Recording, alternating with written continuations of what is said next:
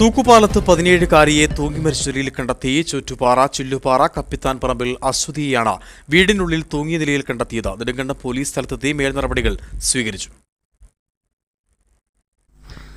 ഇന്ന് ഉച്ചയോടുകൂടിയാണ് സംഭവം നടന്നത്.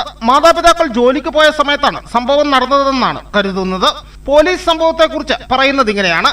രാവിലെ മാതാപിതാക്കളും അതിനുശേഷം മുത്തശ്ശിയും ജോലിക്ക് പോയി. ഈ സമയം അശ്വതി വീട്ടിലുണ്ടായിരുന്നു.